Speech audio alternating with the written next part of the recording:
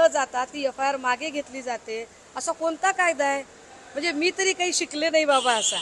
कदाचित बावनकुळे साहेब आणि फडणवीस साहेब जर काही वेगळ्या लॉ कॉलेजला शिकलेले असतील तर त्यांनी मला त्या नोट्स द्याव्यात, मी जरा अभ्यास करून घेईन. पण ती तक्रार बावनकुळेंनी मागे नाही घेतली, ज्यांनी तक्रार केली त्यांनी मागे घेतली ती तक्रार. बोलतय कोण? जितू सोनकांबळे बोलला मीडियाच्या समोर येऊन, सांगितलं ऑफ द रेकॉर्ड की आम्ही तक्रार. ऑफ द रेकॉर्डचं तुम्हाला खरं वाटतंय आणि जो माणूस चॅनलच्या समोर बोलतोय त्याचं नाही खरं वाटतंय. असा आरोप होतोय भाजप. अच्छा, मी राजकारण करते, ओके.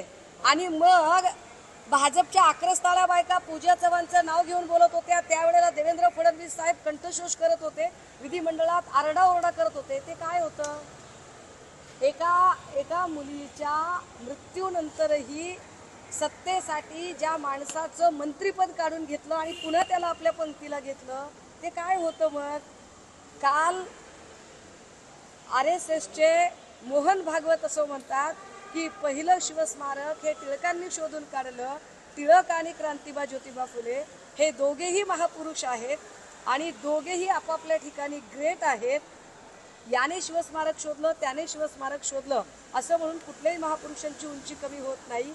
तरी सुद्धा जाणीवपूर्वक दोन महापुरुषांच्या अनुयायांमध्ये एक संघर्षाची परिस्थिती निर्माण करणं हे राजकारण नाही.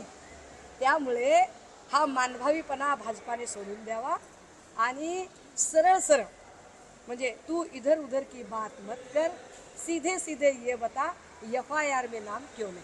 मॅडम, किरीट सोमय्यांनी काल नाही, किरीट सोमय्या म्हटले की भाजपनी मला पत्रकार परिषद 2019 सोडायला लावली कारण की उद्धव ठाकरेचा दबाव होता त्यावेळेस, त्याच्यामुळे मला पत्रकार परिषद. मला फार कौतुक वाटतं दादा, आपलं फारच कौतुक वाटतं.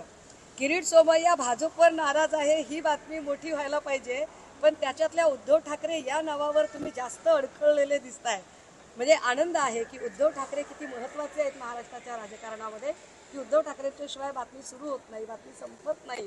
परंतु ज्याची जशी लायकी असते त्याच्यानुसार वागवलं जातं. मला असं वाटतं भाजपाने आत्ता त्यांना बाजूला ठेवून तीच गोष्ट अधोरेखित केली आहे, सिद्ध केली आहे की तेव्हा जर हे खरं असेल की उद्धव साहेबांनी त्यांना पत्रकार परिषदेच्या बाहेर थांबायला सांगितलं, तर मला वाटतंय तो निर्णय भाजपला आत्ता पटत असेल की नाही, या माणसाला बाहेरच ठेवावं लागतं आणि त्या न्यायाने त्यांनी आत्ता किरीट सोमय्याला या संपूर्ण प्रक्रियेच्या बाहेर ठेवलेलं. रत्नागिरी 24 न्यूज चॅनलला आताच सबस्क्राईब करा आणि शेअर करायला विसरू नका.